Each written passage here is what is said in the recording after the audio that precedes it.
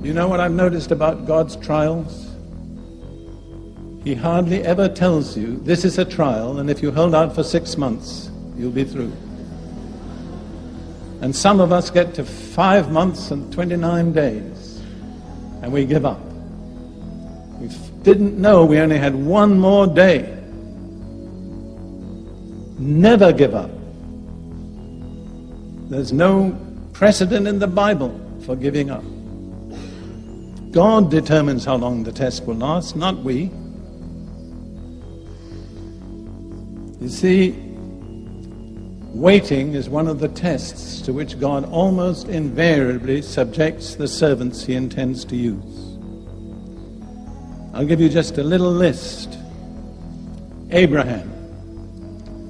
You're going to have a son who will be the head of a nation that will be unique in the earth. How long did he have to wait?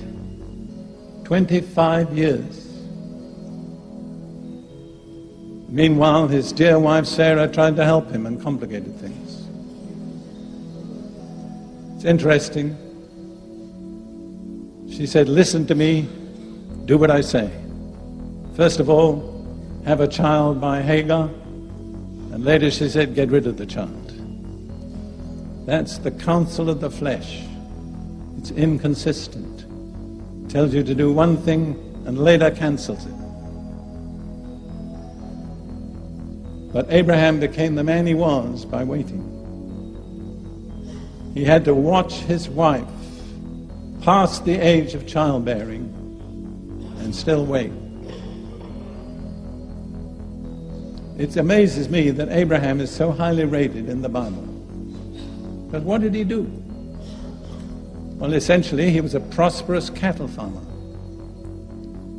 And he wandered around the area to the east end of the Mediterranean, looking after his flocks and his herds. He did nothing very dramatic. Until the time came that he offered up, or was willing to offer up, his son Isaac. I've often asked myself, what was it in Abraham that caused God to esteem him so highly that he was called the friend of God? And I'm not sure that I really know the answer. But I think one way he earned God's favor was by waiting. Some of you are going to forfeit God's favor if you don't wait. And then there was Joseph. I love the passage in Psalm 105 that speaks about Joseph. I think I can identify with this to some extent from my own experience. Psalm 105 verse 17 and following. God sent a man before them, Joseph, who was sold as a slave. They hurt his feet with fetters. His soul came into irons. Somebody said the iron came into his soul too. Until the time that his word came to pass, the word of the Lord tested him. See, that's a test. The Lord gives you a glorious promise, tremendous. And after that, everything goes the opposite way. Instead of becoming the ruler over your brethren, you end up in a jail in Egypt. And I can't think of a worse place to be in jail than Egypt. What was God doing? Testing him. What was the test? Waiting. And then, if you want to look at others, Moses. It says in Numbers 12, verse 3, Moses was the meekest man on earth. How did Moses learn meekness? By waiting 40 years. Somebody asked another preacher friend of mine, why did God keep Moses waiting 40 years? And the answer was, because he couldn't do it in 39.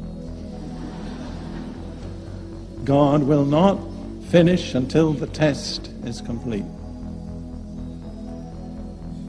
When Moses first thought he could deliver Israel out of Egypt, he was a very arrogant young man.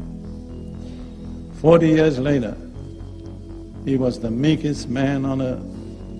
And no one except Jesus has ever exercised such authority as Moses exercised.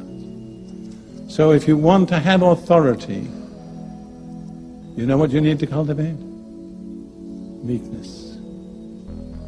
God cannot trust his authority to the arrogant, the proud, the self-assertive. You know the condition for promotion in the kingdom of God? It's very easy. It's abase yourself. Everyone who abases himself will be exalted. But on the other hand, everyone who exalts himself will be abased. That's right. You have the choice. That's an unalterable law that governs the universe. People talk about breaking God's laws. That's not true. We don't break God's laws break us if we break them. And then let's think just about David for a moment. Another young man who was given tremendous promises of God. And he spent the next, I don't know how many years, I think probably about 15 years, living, as he said himself, like a dead dog or a partridge on the mountains, running away from the man whom he was to succeed as king. Why does God permit that? In fact, why does God ordain that? What is he looking for? In one word, I didn't hear you. Endurance, that's right. You cannot bypass endurance. You know whom I'm speaking to at the moment? Me. You cannot bypass endurance and enter into the promises of God. You can come so far, but the completeness is only through endurance. And just when it seems impossible to hold out, that's the time to hold out. Don't give in. I would like to say that to several of you individually. You're in the test.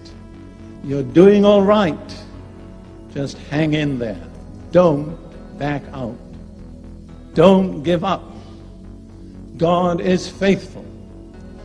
I've been asked sometimes if I had a message to leave for posterity, what would it be? I always say I can give it to you in 3 words. God is faithful.